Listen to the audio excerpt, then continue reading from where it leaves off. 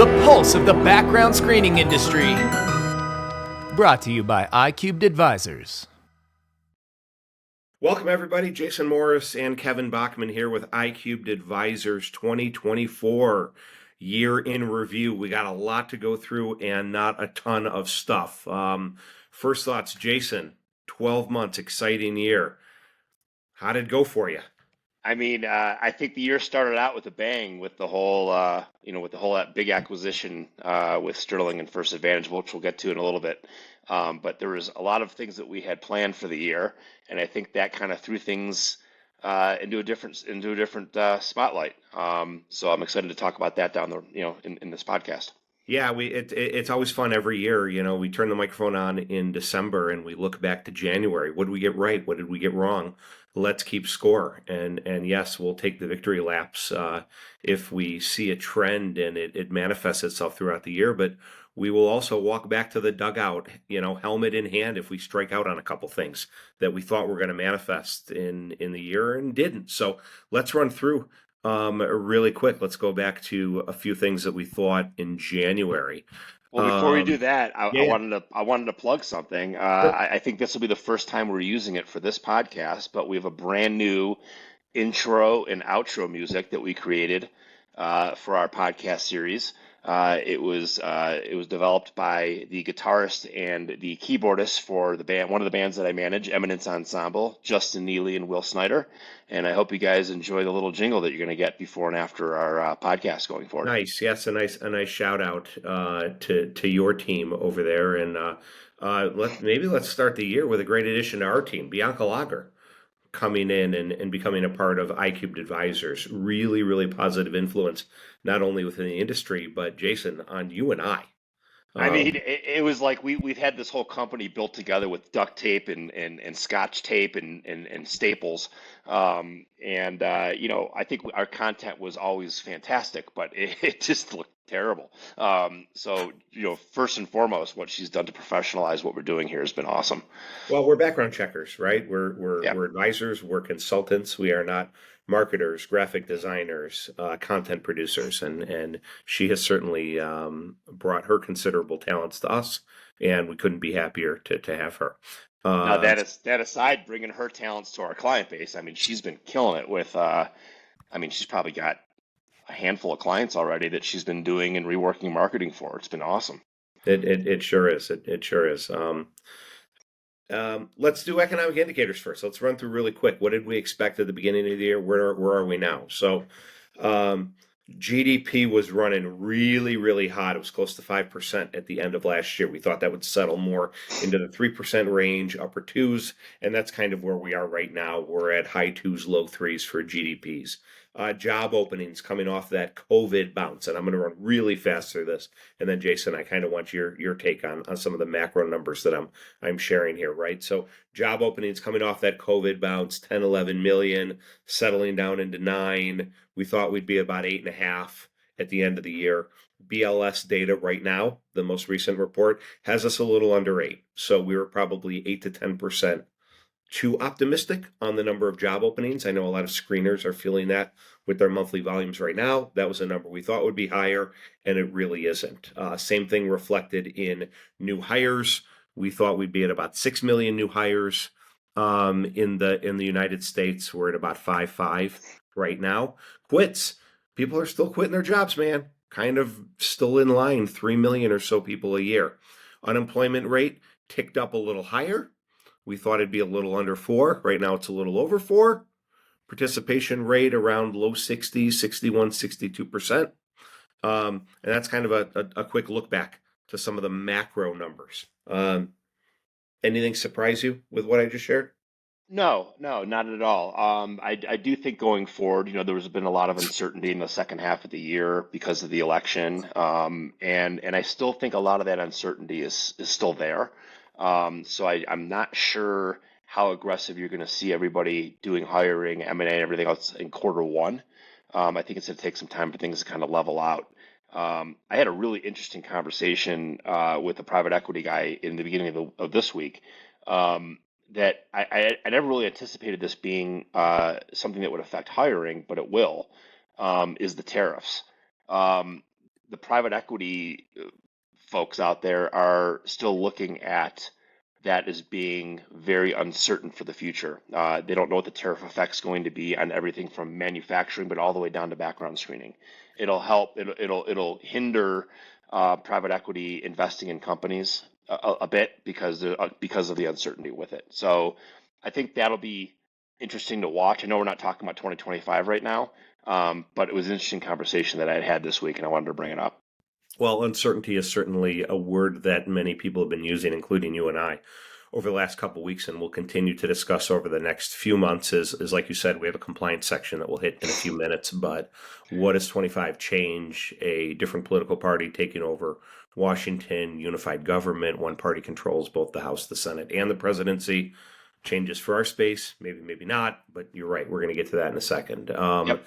A few big we had about 10 predictions that we did last year. We're not going to go through in January. We're not going to go through all of them, but a few that I wanted to point out. Identity is a weapon. Identity is being rolled out aggressively by large CRAs and quickly becoming a standard.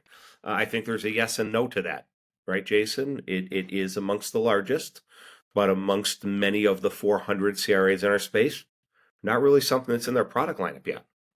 Yeah, and it's become an expectation. It's becoming an expectation for smaller CRAs to have to kick off the background screening process. The good news is we've now seen, I think, one or two at least identity products out there that are being integrated into the platforms, TazWorks and ASIO and all those others. So I think that it'll level the playing field on the identity front for some time to come.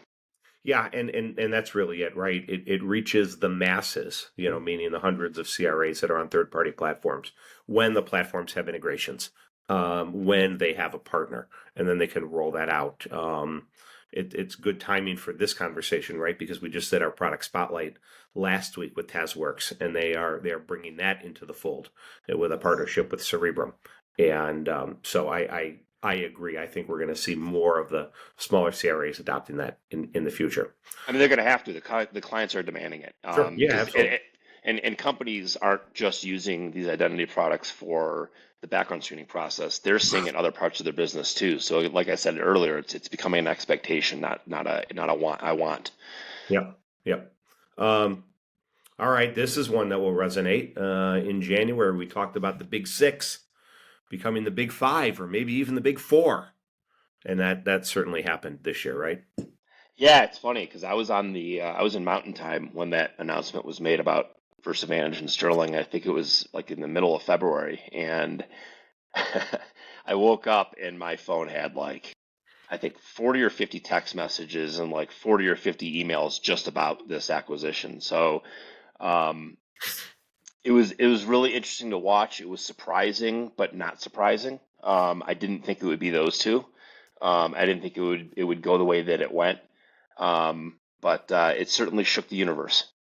Yep, for sure. And we'll talk a little more about the market impact of that in a minute. Couple more quick predictions. 24 CRAs at under 5 million either exit, consolidate, or close their doors. We saw some of it happen, but we didn't see 24 of them. And it's a good reminder that for many companies in our space, running a $3 million business is exactly where that business owner wants to be. Either it's a lifestyle business or they're just kind of hanging on to retirement. I thought we'd see more of them either pair together or close their doors. We saw some, but not as many. There's been a few that, so there's a couple of companies that are doing the roll-ups now that are not announcing all of them. Yeah. And they're keeping them pretty quiet for different reasons, marketing reasons, whatever the reasons might be. So there are a few more that I've come across that I just never heard about. They were tiny, but they weren't public. So I think we'll continue seeing some of those things happen over the next couple of years. Yeah. Let's see. One more. I definitely want to talk about this, but I want to make sure I don't miss it. Pilot program, piloting direct to end users from our friends over at Equifax. Thought we'd see more of it, but maybe the whole point of our prediction was it would be quiet. I think they'll enter the direct to consumer or direct to end user market eventually, but that's not moving ahead as fast as I probably would have thought 12 months ago. Yeah, it's my understanding they're doing a bit of it, and they were promoting it a little bit at some of the HR conferences they were at. But again, if I'm leadership there, and I'm finding ways to increase revenue, because again, their workforce products are their biggest growing products right now, or fastest growing products right now. It just makes sense. So I think it's only a matter of time. Yep, yep. All right. So moving off the predictions into just other news and events that we had throughout the year. Let's spend a minute on the conferences, Jason. And by the way, some of this we're not going to go in significant detail on because we've already done a podcast or it's on Blog. it's on Background Check Radio. You can go find it there. So some of these we're just going to kind of skim over, but conferences, I think there was a very um, 180-degree experience with our conferences this year. What do you think, Jason? Yeah, I mean, the Meteor is always pretty much the same hotel, same layout, same educational opportunities and everything there. The annual conference I thought this year was awesome. The layout of the bar from the programming to the exhibit hall, I thought it all went really really well. A lot of movement in the industry this year, and I think a lot of that came to the forefront just being around talking to people. Yeah, and for as awesome, as Jason said, and I agree that the annual was, I think the mid-year was probably the worst I've been to. And, nobody's fault. Staff is always great, but we had what I call, three strikes. It was during spring break for a lot of families. There was a Jewish holiday, and Pam Dabata was not there. And I really think Pam and the others in the space on the legal side are a great draw for some of those smaller CRAs that can't afford in-house counsel, et cetera. But I think for a variety of those reasons, a lot of companies saw or didn't see really a need to go to DC this year. I was pretty bummed about it for a while. I was very despondent about the turnout at mid-year, but yeah, the annual was just absolutely phenomenal. Yeah, it was Um, great. and I walk away out of 2024 feeling much better about the conferences. Product spotlights, we did a couple this year, Jason, and those are really taking off. And this isn't about us, by the way, doing product spotlights. Like, there's some really meaningful kind of opportunities to engage and share ideas with the audience. Really Yeah, happy with those. You want to chat about it, those for a sec? Yeah, I mean it's a very powerful tool if you're selling into the space, and the reason is because at conferences you only have so much time to talk to people and present what you're actually trying to sell. This allows you to take our platform and really show what you've developed to our audience. So the reception's been fantastic. The last one we did, I mean, we had a couple hundred people on there and a ton of questions. So we probably could have gone 2 hours with it. So we're going to continue doing those next year. I'm excited for what we have lined up for them. There's some pretty cool new products coming out that we'll be doing later in the year. But these are great opportunities for vendors in the space to sell their wares. Yeah, we had like, what was it, 50 questions and comments in like 55 minutes with Yeah, TazWorks last week. I did not expect that. That yeah. was a really, really fun one. And the research report is not only out there, but we're already working on 2025. Our industry research and analysis, and we're hearing a lot of really nice things from the market about that. So that's fun for us. So that's kind of really cool to see the segments of the market get as excited about competitive intelligence as we are. Especially when we've spent thousands of hours working on this thing and we're adjusting it all the time and the reception on it's been great. Everybody that's purchased it from us is basically called and said this information is fantastic. Um, And but and and it lets us scratch that itch that we still have as investigators, right? Like the 361st largest CRA in our space, if you want to know what platform they're on or what their annual revenue is, like we could do that. yep, um, market size of Osseo, market size of TazWorks, number of clients on each platform. Like this is also fun stuff for us. And as much as anything, it also informs the guidance and advice that we share with the market in forums like this. So yeah.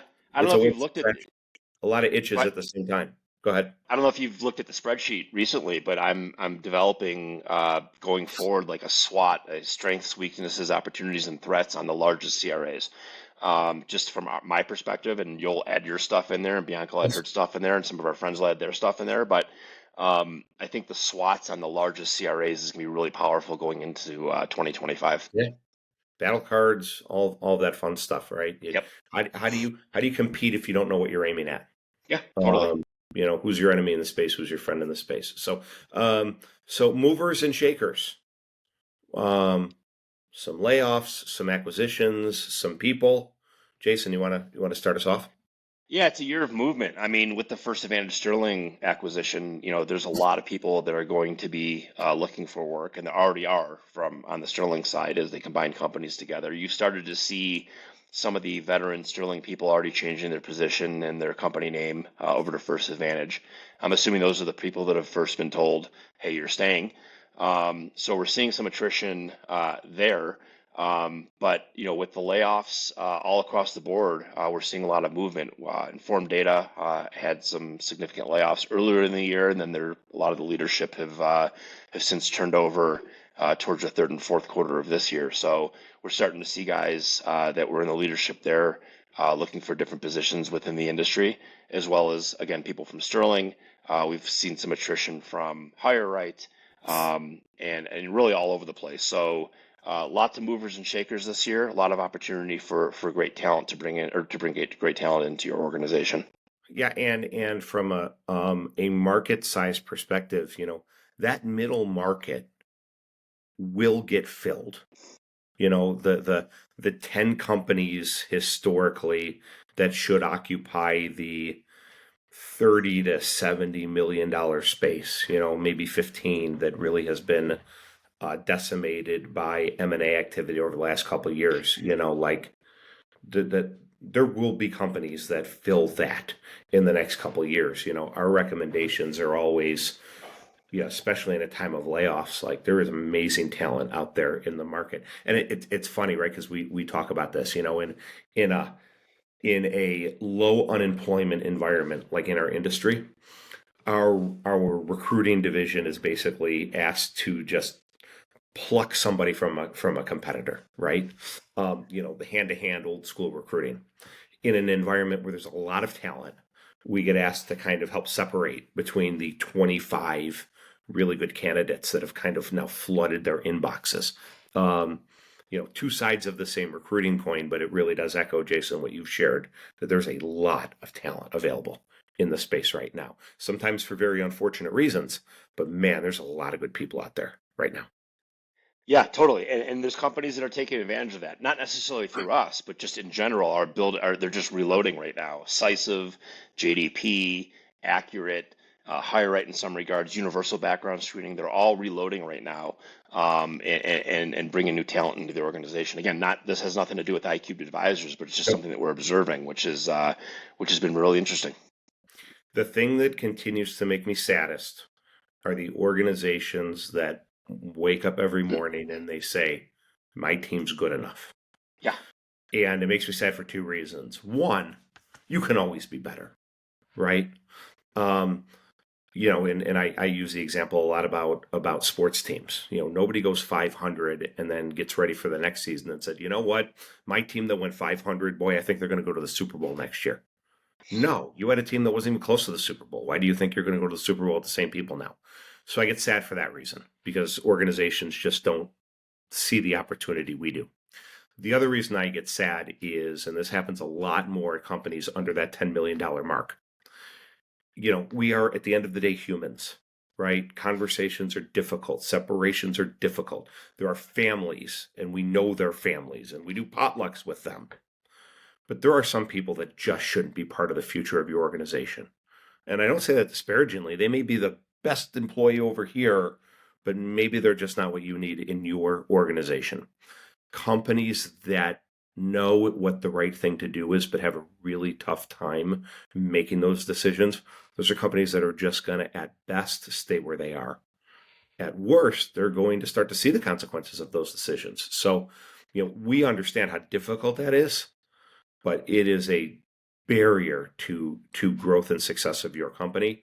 That's something that we continue to point out, and unfortunately, we still continue to see it amongst smaller companies in our space. Absolutely. Absolutely. More industry news. Price Couple increases. acquisitions. Well, a couple Uh, acquisitions we should talk about that yeah, go ahead. happened throughout the year. I mean, before Sterling and First Advantage happened, like a month before that, Sterling announced the acquisition of Vault. So they really, increased their substance abuse screening division. Yeah, I kind of Accurate thought back. that was their move for the year. That's I like a know. good strategic fit. They I did know. it in January. It's like, all right, man, here they go. I know. That was crazy. Um, Accurate Background acquired Orange Tree. That was, we saw that coming. Tonka Bay had owned um, Orange Tree for about 5-ish years, and we saw that thing ready to transfer. And that Um, seemed like a good culture fit too. I Um, agree. I agree. Smart CRAs, good people in both companies, professional background screeners inside of both organizations. That one made a lot of sense. Yeah, Accurate's killing it. I mean, I love what they do. I love how they do it. I love the methodical approach they take to everything that they do. They're doing really, really, really well right now. The high rate thing was kind of surprising. I'm sure they'll go public for a third time after this thing, but seeing that happen was interesting. Just watching that process as well. And as we kind of wrap up, M&A activity over the last 12 months, and riffing a little bit more over my last thoughts around people and talent, etc. This is an industry that is growing. This is also an industry that will have no problems growing with a lot fewer people. Yep. Right now, we're at about 25,000 people employed by CRAs. I don't see any reason that number has to grow. In fact, I see it shrinking in operations. I think it shrinks in processing, criminal record teams as automation and technology, as AI continues to play a larger place in our space. I see sales technology, lead generation, SDRs. I just see a lot of places where right now people are doing jobs that technology will in the future. So I'm very glass half empty on the number of people that are in our space in the coming years. I agree, and I thought there would be a lot more regulation when it comes to the use of AI, in, especially with companies like ours, or with industries like ours. But again, talk going forward with Trump in office and Elon Musk, being in his ear, AI might have a uh, much bigger opportunity over the next 4 years than I thought it would. So that's a good pivot, Jason, because I know you have some thoughts on what a changing administration, changing political parties, what that landscape might look like legislatively and regulatory. Any thoughts as we kind of go from a Democratic regulation to a Republican one in the next few months? Yeah, I mean, I think that there's going to be a huge effect with Trump. I think that it's going to be more pro-business, so it's going to allow um, private equity and banking and everything else to invest differently.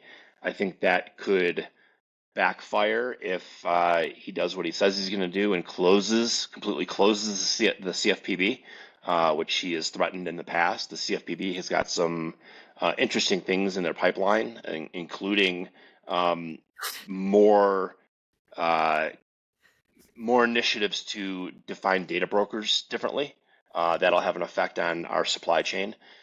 So I'm just not sure what's going to happen there. I think it's going to take a while to shake out. It depends if he replaces the commissioners or the heads of the CFPB in the beginning. Like, I just don't know what's going to happen there, and I think it's going to be a lot of uncertainty on that front. Um, but for the most part, I think companies or bigger businesses are excited about the opportunities it's going to bring. Yeah, we are professional background screening advisors, right? We are amateur political prognosticators. Right. I think of, and what that means is a lot of times, the last 20 years, you see changing administrations, political parties, legislative branch control. You see that change, and I tend to not get too worried about it for a couple different reasons. One is just the state of gridlock that we've lived in for probably the last 25 years. And how does that remain the same? How does it change? Well, it changes if the filibuster and the 60 vote requirement in the Senate goes away, because that is the last bastion of minority influence in the legislative process. If that drops to majority rule, then a single administration with control of the executive and the legislative can do whatever they want, pass a bill, majority rule, and we're done here. If that remains, then changes to our industry from a legislative area, are less likely to happen. Now, I will say that maybe there's an opportunity, something gets slipped in and it goes through, et cetera, and that could happen. But broadly speaking, the filibuster is that protection. So then changes to our industry happen either at the judiciary level, a ruling against the Consumer Financial Protection Bureau, which we've seen, or through just regulatory and rulemaking within the executive branch. That's where I kind of see, if any, the most impact to our space. I could be surprised legislatively. And again, we have an arm at PBS that watches this stuff pretty closely, and they may say at the state level, you'll see more than the federal level, et cetera. But, legislatively, I don't imagine I could be wrong. I don't imagine a big law coming through Congress that says XYZ related to our industry. If there's a filibuster there, if there's not a filibuster, who knows? But I continue to think regulatory, executive, that's where the tweaks and impact to our space comes. Yeah, and I think this will make Jamie Tucker's presentation at the next mid-year to be incredibly valuable. Listening to what he has to say, what he's hearing on the Hill, 3 months into the administration will be really, really valuable to everybody. I agree. I think Jamie's great, and he's a great representative for Yep. for, for our industry on that. Okay, what else? I know we're looking to wrap up in a few minutes. We could talk a little bit about, well, we know that the work number increases happened as we predicted. Yes. So those increases came through. Let's talk about this. I put a poll up yesterday, or a couple of days ago on LinkedIn about return to office initiatives in the industry. And there's some interesting findings. So the question I asked is, appears a lot of companies in the US are returning to the office. I'm curious what is happening in the screening industry. And the poll was, does your background screening company have an RTO policy? 7% said yes, they're going back to work for a full 5 days. 15% said yes, but partially. 11% said there's talk of it, and 67% said no, and they don't expect it to happen. Which doesn't surprise me in this industry because I think that we were all in the office for so many years because of compliance reasons. And now that we've shifted, and there's been some screening companies that have been created over the last 3 years that have been virtual companies from the beginning. So I don't see it happening with some. But I think some of the larger companies, you might see some return to office initiatives there. Yeah, remember 10 years ago, the idea of remote work was a complete, Couldn't absolute happen. non-starter. No. Complete non-starter. It was pre-Zoom. It was pre a lot, there's technology that wasn't as strong. And we are in a risk management industry. Boy, somebody working from home seems really risky. We're not going to do it. Very, very interesting and surprising to see that flipped on its head in the last 10 years. Yeah, and it was forced. It was forced because of COVID. So, Absolutely. it used to be that, if you had anybody working from home that had access to credit reports, you were shut off. So, now things are different. So rules have changed. And the playing field is completely leveled for a lot of the smaller CRAs in that regard too. I remember being on the BSC. I'm still on the BSCC, but I remember we had to publish I don't know, not a notification advisory, but just like a note to members, around April, May of 2020. Because what did everybody do in March? Everybody ran to Best Buy and bought laptops for their teams. And, we thought it was very important to remind CRAs that, listen, you still got standards. You can't just fire up a laptop, on the kitchen table and start pumping out consumer reports. Like there are still things you need to adhere to. I remember that very vividly back then, and the industry has adjusted. Companies are passing audits in remote work environments, et cetera. What's actually when you started talking about RTO, what I thought of is Sterling stateside is remote first. They're a remote first company.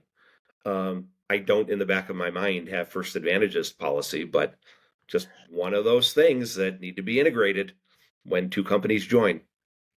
Yeah, it's good. That'll be interesting to watch too. Yeah, they closed Sterling closed their New York office a couple of years ago, and the Ohio office that we worked out of after we got Yes. acquired is considered their headquarters now. But I'm not even sure if that's even open anymore. I have no idea. It is a fully remote option. I can't remember if if it's gone, but is remote first environment, and we'll interested to see. We had a Christmas party last week, and it was I'm in the the sports coat and the shirt and jeans, and my wife is like, you should put on a pair of khakis, and I'm like, am I gonna run to Kohl's and get a pair of Dockers? And I told my wife, I said I would rather work from an office than put on a pair of Dockers Yeah, khakis. So, and many people feel the same way. It's not even that working from home is so awesome.